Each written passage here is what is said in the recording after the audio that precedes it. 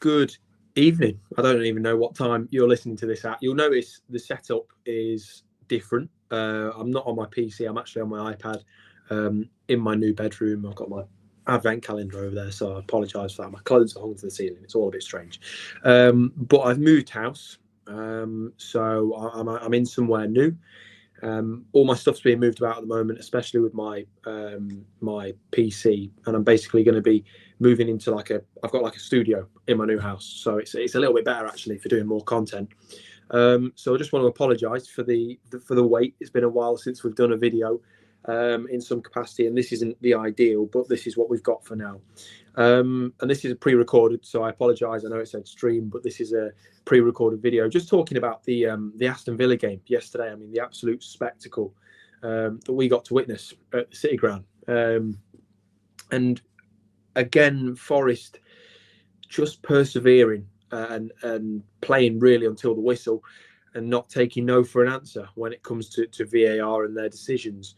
So we'll start with the first half. I thought, in general, I think Forest set out well. You know, they started with a box midfield. You know, they had Gibbs White and Hudson-Odoi sort of dropping in and interchanging roles and going centrally or going wide. And we know that with Aston Villa having the likes of McGinn, Tielemans, Kamara, you know, these guys are Morgan Rogers as well, who can kind of become that other 10. You do have to sort of prepare yourself and have a bigger midfield and a stronger midfield. So having Yates, Dominguez, Anderson, man of the match for me, Gibbs White and Hudson-Odoi there made it really creative, but also a very hard-working midfield. And I do like the idea of having, you know, Yates and Dominguez as sort of a very strong cushion behind the risk takers that are Anderson and Gibbs White. And I wouldn't suggest maybe that formation for every game, but in games like this,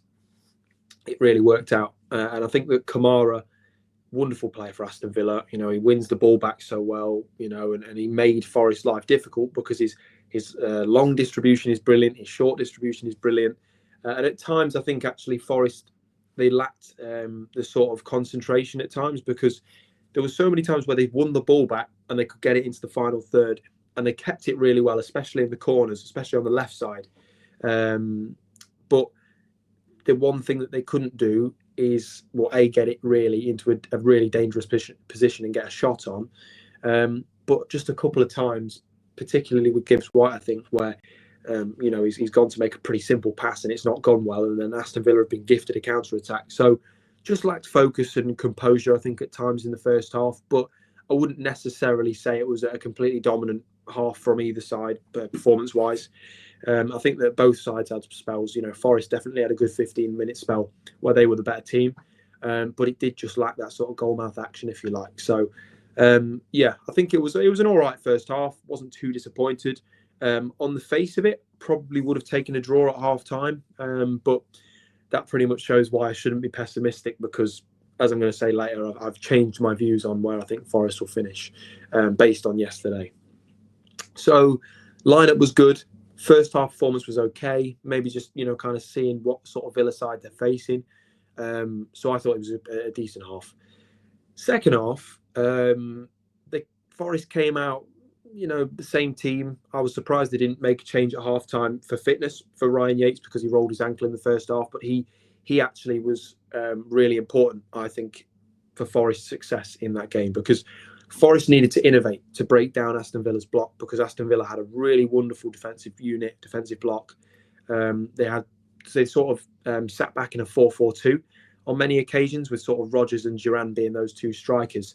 So they were really good, the pairing. I like Morgan Rogers a lot. I think he's one of the upcoming players we've got for England that will be a star at the World Cup, I think. So yeah, I think he's a really, really good footballer, and he adds that sort of bite as well that you need. Worth mentioning as well that I think the penalty call in the first half, I forgot to mention, I was dead set on it being a penalty, 100%. I mean, Anderson pulled him back. On the face of that, it's a penalty. But the reason I don't think that they gave it is because Morgan Rogers actually fouled Anderson to get into a position of danger for Aston Villa. So I can sort of sympathise, because on the face of it, you want a VAR check on that incident. But you can almost class it as a 6 and 2 threes based on the fact that Forest had that previous foul on them before. So I think that the penalty shout, in my view, was fair. But I can sort of see both sides to that. But back onto the second half, I think Villa started off better, and they were certainly the better team throughout most of that. And I think Forest were good, but again, lacked composure. Sometimes when we went forward, we'd lose the ball and we'd sort of gift Aston Villa a counter attack. And you can't do that because they've got someone who's strong and fast like Morgan Rogers, and they've got someone as clinical as John Duran. And first Premier League start I think for him yesterday, and he made it count because it just took one shot for him, and he's put it past Matt Sells. So I think not marking him was a mistake, and Murillo left a few yards off him and tried to go for the header, and he was ultimately beaten to it just by height by John Duran. So you can't leave players like that open and free. So that was quite disappointing. I think the way we conceded was quite disappointing. Villa definitely better for most of that second half. But yeah, it was disappointing to see us concede that way. But I still thought, even after we conceded, there's something in this game for Forest. And there's definitely a goal and an equaliser. And I thought an equaliser that would do. Obviously, it did come. It was Chris Wood, wasn't it? And it was chalked off because of Elanga being offside, which, I mean, the angle looked really shoddy to me. I wasn't too sure if the angle on it was right, but VAR said it was. And even then, I still didn't think that Forest were done. I still think they had something. And it took a really wonderful header from Milenkovic to get that goal. And actually, Forest's 2 goals came from the same thing. So rather than going out wide, where they're going to just push you out as wide as they can and head it away with, Pau Torres or it was Diego Carlos, wasn't it? Forest thought of something different, and they picked the perfect time because Pau Torres, he is prone to making a mistake every now and then, despite being good on the ball and an intelligent defender. Diego Carlos the same. Forest thought, okay, the space between the fullback and the centre back is somewhere they could expose. They've got the 2 10s in Morgan Gibbs-White and Anderson. So they've got those 2 sort of in front of those pockets of space covered by them that they can create balls, they can create, actions for. And then you've got the winger, and then you've got whoever chooses to be in the penalty area at that time, who's your third man. So obviously for that first one, Milenkovic, and then a really well-worked effort from Elliot Anderson on the second, and Elanga's there to finish it off. So that's called innovation. When you're trying to break down a block like that, you have to move fast. You have to have an accurate pass, and you have to have an accurate finish, and that's what Forest did well late into the game. I thought that it was a really, really nice, well-worked couple of moves. Definitely deserved goals, based on the last 10 minutes. 7 minutes of added time, and you go in and scoring a late winner is amazing, especially when you're playing against another Midlands side, and especially against a team that I'd say were definitely the better team for most of the game. What led to that point? Good substitutions. I think Nuno got it absolutely spot on. I think bringing on Elanga brought the energy. Jota Silva, he brought some of that energy too. And I was impressed with the subs that he made. Bringing Morato on, I was sort of questioning because I didn't think a back 5 would be needed for that. But he took Murillo off. So, Murillo complained that he had a bit of an ankle issue before, but he played on. So maybe that's just a precautionary thing. But Morato, when he came on, was excellent. He was actually quite high up on many occasions, chasing the ball down, winning back possession. And yeah, so I was really impressed with the subs. And I think in general, lots of standouts. I mean, Morgan Gibbs-White wasn't particularly brilliant, I don't think, over the course of the 90 or the 97, but he turned up when he needed to, got the assist, and created some really key passes and key attacking moves. So you can say that he wasn't particularly brilliant over the course of the game, and I think Anderson was far better, but Gibbs-White turned up and he produced a goal contribution when he needed to, and that's what you want from your star men. Elliot Anderson's a complete revelation. When he signed, the price tag was the thing that consumed my mind, and I couldn't believe we paid that much supposedly, but obviously we didn't really. And to then see how he's come on now is really impressive. So Elliot Anderson, wonderful footballer in those really tight spaces, because Aston Villa press in 2s and 3s. You need someone like him And Elliot Anderson's the best in tight spaces in that Forest team, without a doubt. He's excellent. His work rate is superb. Morgan Rogers made his life difficult in that first half, and he came back and gave him what for. Dropping deep to win the ball back, or going forward and attacking. He's got the lot. So I like Anderson a lot. He's a brilliant player. I said it last night. I think he's a successor to Gibbs White on the face of it being a 10. But in my opinion, he's got enough quality really to be almost comparable, at least in the last few weeks. I think over the course of his career at Forest, you've got to proceed with caution, because Gibbs White has been consistently performing for quite a while with Forest, whereas Anderson's still new. So I'm going to hold back on the suggestion that Anderson's better than Gibbs White yet, but I think it's just enjoy him, man. That's what they say in it. It's just good to have both in the team. But Forest recruitment, planning for the future, I think they got a bit more than they bargained for as well with Anderson. So credit to them, because they wanted him for a while and they got him. They didn't think they'd get him. So Anderson, brilliant. Gibbs White, brilliant. Ola Reina, he's a wonderful footballer.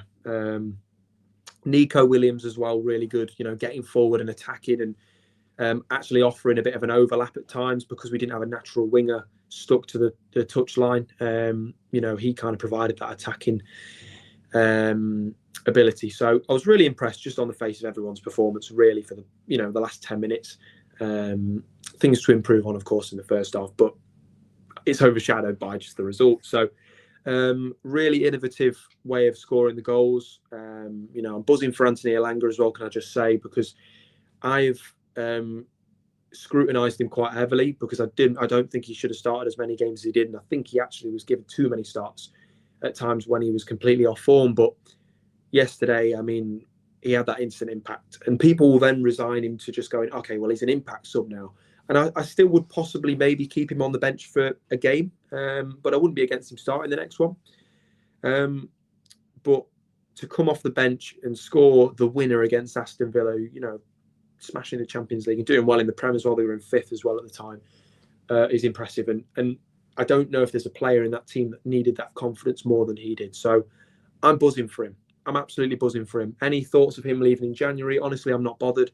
I'd like to keep the team together, just because we don't need a new winger, I don't think. If Elanga's out of form, you've got Sosa there, you've got Jota Silva. I don't think you need anybody else.